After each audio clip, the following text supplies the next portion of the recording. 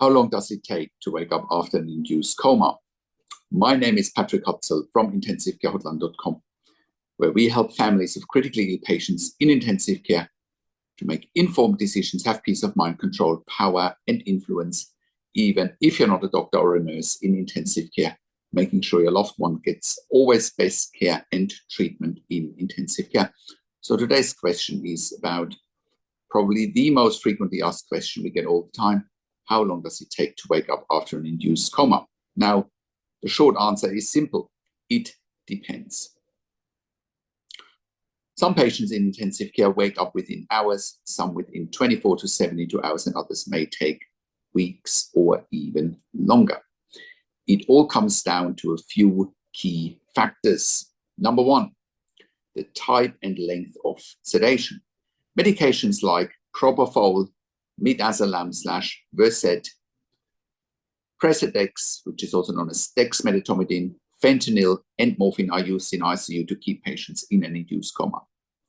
The longer someone has been sedated for, the longer it can take to clear those drugs from the body.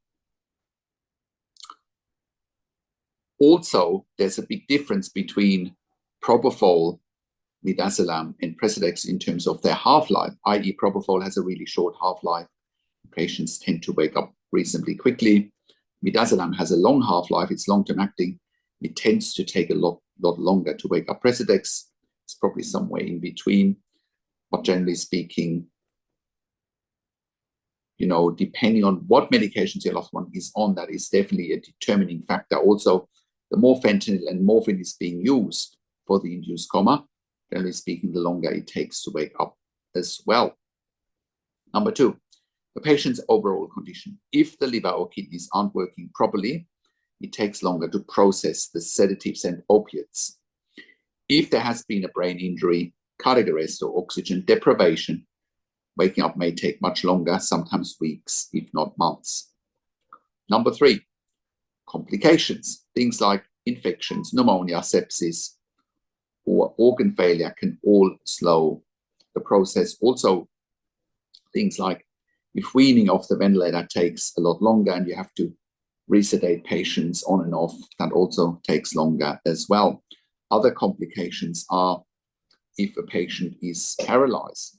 So for example, sometimes you can sedate a patient really heavily, but they're still trying to fight the ventilator, or they have high intracranial pressures, like brain pressures or other complicating factors. And then they need to be paralyzed on top of being sedated. And if that is the case, it often takes longer to wake up as well. Now, other issues that can come up is patients, for example, with ARDS, they might end up in a prone position. And if patients end up in a prone position, they are often paralyzed. So that all delays waking up. So again, the devil is in the detail, and every situation is probably different. So don't be surprised if your loved one doesn't just wake up as soon as the ICU stops sedation and opiates. It's not unusual at all for this to take time. Also, waking up after an induced coma is a bit like switching on the light with a dimmer and not with a switch. It's a gradual process. Now, but here's the problem. ICUs often tell families, we'll stop sedation and see what happens, but then they don't explain all the details and the nitty-gritty that I've just gone through. And they don't explain that it can take days, weeks, sometimes months for a patient to show signs of waking up. Families panic, and ICUs sometimes use that panic to push for withdrawal of life support too early. Or ICUs often say, oh, if it doesn't happen in a few days, and they put artificial timelines on something that nobody should put artificial timelines on, then they use that timeline to talk about withdrawal of treatment, withdrawal of life support, so that the ICU stays in control of the narrative and has the upper hand. This is why you and your family need to ask the right questions. What medications were used and for how long? Are kidney and liver functioning? Has a brain scan or a neurological assessment been done to rule out whether there has been a stroke or any other neurological issue? What are the options if waking up is delayed? So how long does it take to wake up after an induced coma? It could be hours, days, weeks, sometimes months. It all depends on your loved one's unique situation. If you are finding yourself in this situation and you need help with decision-making, advocacy, or simply understanding what's really going on, that's exactly what we do at intensivecarehotline.com. Go to our website, book a free strategy call with me. You can click the link on the top of the website, book appointment, or schedule appointment, and then I can talk to you in a free 15-minute consulting call. Because I can guide you step by step so you have real power, real control, peace of mind, and you can make informed decisions. Even when ICU tells you that you have none, we are able to turn it around for you, because as you can see in our testimonials and interviews with clients, I have worked in critical care nursing for 25 years in 3 different countries, where I worked as a nurse manager for over 5 years in intensive care. And I've been consulting and advocating for families in intensive care since 2013 here at intensivecarehotline.com. And I can very, very, very confidently say that we have saved many lives with our consulting and advocacy because of our insights, and you can verify that on our testimonial section at intensivecarehotline.com, and you can verify it on our intensivecarehotline.com podcast section, where we have done client interviews. And because our advice is absolutely life-changing, right?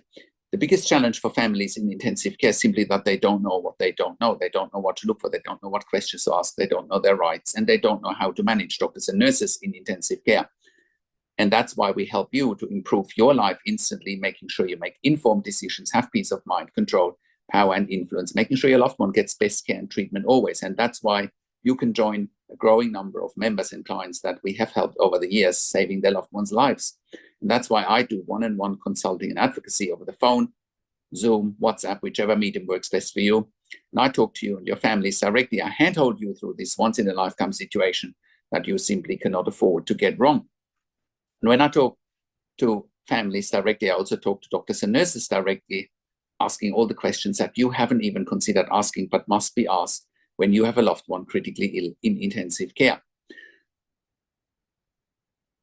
I also represent you in family meetings with intensive care teams. We also do medical record reviews in real time so that you can get a second opinion in real time.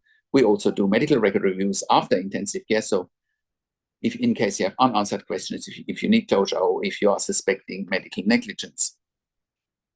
We also have a membership for families of critically ill patients in intensive care, and you can become a member if you go to intensivecarehotline.com, if you click on the membership link, or if you go to intensivecaresupport.org directly.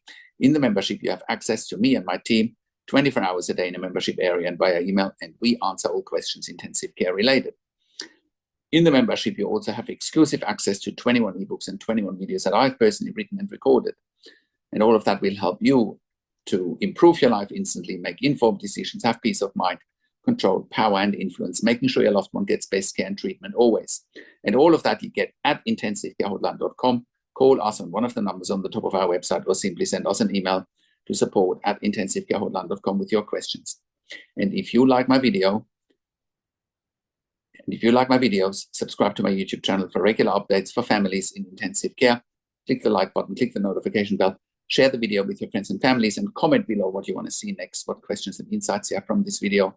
I also do a weekly YouTube live where I answer your questions live on a show, and you will get notification from the YouTube live if you are a subscriber to my YouTube channel, or if you are a subscriber to my intensivecarehotline.com email newsletter at intensivecarehotline.com.